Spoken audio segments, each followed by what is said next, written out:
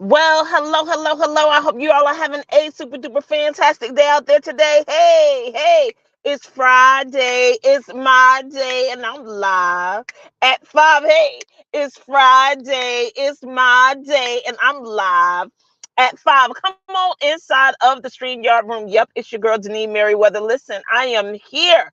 I am here to just help you stop dwelling in the past. Look, let me tell you, this is driving me crazy today. Thank you for my red dress, sissy. How you doing out there?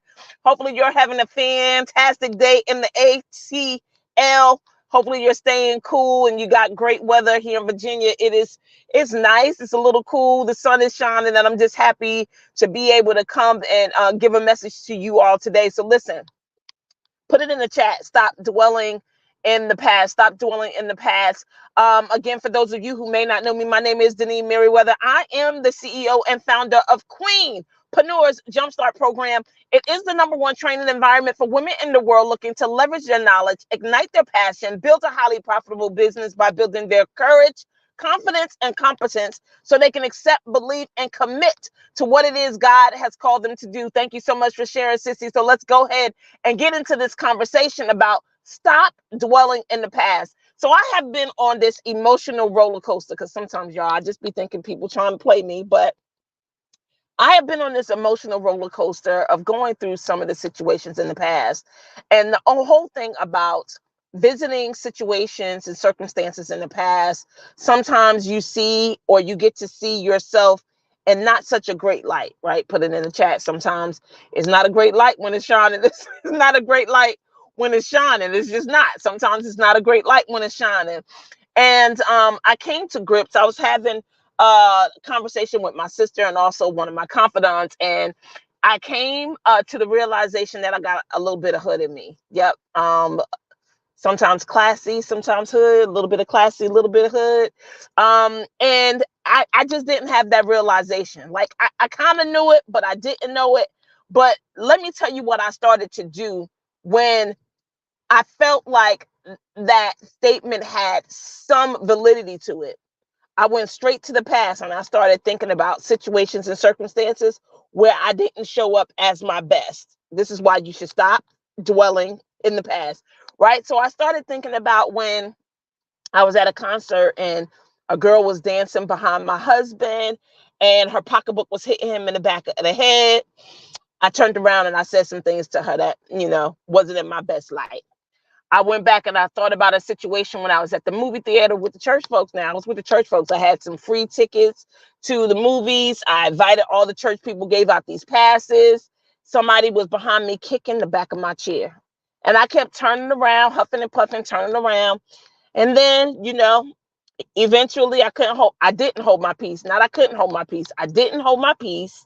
And I turned around and gave them some choice words, okay, for kicking me in the back of my chair. I just told, and in short, I told them to kicking my chair, stop kicking my chair, right? And there's just so many other situations that I've been through where if I look back and I look at the past, I can find evidence that I'm a little bit classy and I'm a little bit hood. Do y'all understand what I'm saying? But here's what I'm saying. Here's what I need you to do. I need you to stop dwelling in the past. Like, I think it's okay for you to look at some of those things, but when you start to use your past to define who you are in the future is when it's a problem. And for me to feel like, I'm a little crazy, I could be hoodish, right? Those are not terminologies or things that I really want to carry, I want to wear. I'm not proud about it. Now, in some instances, I'm happy because I don't want people trying me, right? Because I don't want them to be surprised that I may not respond the way that they thought or feel like I should respond. But at the same time, I know that I want to be a beacon of light for God. And that means I strive and should be striving to always do and be better than I was yesterday. So I can't keep dwelling in the past because every day that God gives me, it's a new day to show up differently, to show up better, to show up as the person that I'm creating myself to be daily. Because you do know that every day you get to choose who you are. Yes. Put it in the chat. Every day I get to choose who I am. You get to show up the way that you want to. You get to respond the way that you want to. Oh, I was talking to my sister about another situation when I worked at the radio station. And I was in a manager's meeting. And when I say y'all, I turned that meeting O-U-T out. I turned the meeting out. And not to say that it wasn't for good reason, but here's the thing. It was ineffective. Put it in the chat. The way that I respond sometimes is ineffective. It was ineffective because not the people didn't get why I was so upset, right? They didn't see how maybe what was done was not appropriate. The only thing that they can remember is how I turned that meeting O-U-T out. Do you get it? So here's what I want to drop into your spirit just to get you started on a wonderful weekend, a great Friday, and encourage you to stop dwelling in the past, because this is all about honoring your thoughts. It's our last day. And of course, next month is going to be my last month doing lives at 5, right? We're going to transition to new things, have some more one-on-one and intimate settings where you can come and spend time with me. We can learn together. You can share some stuff with me and potentially even get, some coaching or some help with what it is that you're dealing with. So listen, number one, the first thing that I need you to do when it comes to stop dwelling in your past or on your past is that get that you learned a lesson. Put it in the chat. Like whatever it is, whatever situation I was dealing with, I learned the lesson. I learned from it, right? I probably didn't respond at the best. I obviously I still remember what I did, right? But I learned from that incident. I learned from it. And regardless of how horrible it was, and yes, every decision that you make, right, every decision that you make, it have consequences, it got some benefits, and it makes an impact, right? Put it in the chat. Every decision I make, it got consequences, it got some benefits, and it got some impact. And some of those situations I benefited from, right? And some of them I made some horrible impact, and some of them they definitely had some consequences, right? But I totally get that I learned a lesson from the way that I responded to those situations, and I don't have to keep revisiting them to feel bad about how I responded. I learned the lesson. Number two, the thing about these situations in your past, when you revisit it and you think about it, like it's an emotional charge, you may feel bad about it. But the thing that I want you to get about situations in the past is that you have an opportunity to forgive yourself. So put it in the chat. I will forgive myself. Like I totally missed that, but I forgive myself for what happened. I forgive myself for the decisions that I made. I forgive myself for the things that I said.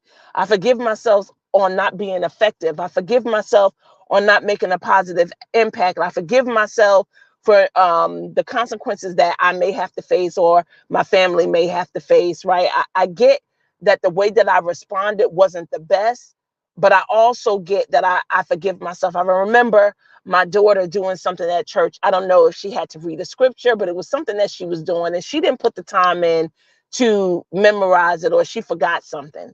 But let me tell you how quick she got over it. She was like, "Look, Mom, like we're not going to sit here and you're not about to lecture me about all the things I didn't do for this to be successful or turn out well." Right? She was just like, "I'm over it. I'm going to forgive myself for whatever it is that I did, and I'm gonna let it go, and I'm gonna be all right." And these things that you have done in the past that sometimes bring you upset, shame, disappointment, it's okay to forgive yourself for it, right? You learned the lesson. You got whatever it was that you were supposed to get out of the situation, and it's okay for you to forgive yourself on how you responded. But here is the most important thing. That's number 3 that I want to share with you. And that was DJ that I was talking about. She had something I got on her about how she should have studied more, and she was just like, "Mom, like it's in the past." And I think that's what she literally said. Like, that's in the past. We're gonna move on from that, because we're not gonna keep rehearsing what I could have done better. We just not gonna do it. But here's the most important thing, the final thing, the third thing. that I want to say to you. You know, number one, first, it was that you get the lesson. Number two is that you forgive yourself. And number three is you have grown. With every situation and circumstances that you've been through, if you learned the lesson and you have forgiven yourself, you in fact have grown. You know how to deal with situations better. You know how you want to make people feel. You know that your conversation actually has an impact on people. You know that how you show up have impact. You know that there's going to be some benefits if you respond better. You know that there's going to be some consequences if you don't. You've grown. You've grown, and the way that you respond to situations or similar situations, I'm sure that they're better than it was the first time around. I'm sure that you have faced them more than one time, because I do believe that God actually allows things to happen in cycles, especially things that you struggle with, right? Things that you need to learn how to trust Him more or lean on Him more or develop yourself or your skills to deal with. He gives you more than enough opportunities to show up the way that you really want to show up each and every day. So, look, as you go into this weekend, as you enjoy the time that you spend with family, don't spend it dwelling in the past, especially on things that's not going to make you feel good. Now, there's nothing wrong with having memories. Jerry Beatrice Mitchell, she gets on me when I talk about how much fun I had in Jacksonville. She was like, yeah, but those are your memories, right? So it's okay for you to have memories, right? But when you start dwelling on events in the past that wasn't as great as you would like them to be, it's going to tear you down and give you heartache that you don't need. So don't wear labels that don't fit you. Don't put on shoes and jackets that don't fit who you are today. It's all right. There has been some situations where I've been a little classy and a little hood, but each and every day I get better on how I respond because I learned from those lessons that I had early on. So learn from your lessons, forgive yourself, and embrace the fact that you have grown. I love you. Always looking forward to serving you. Hey, it's Friday. It's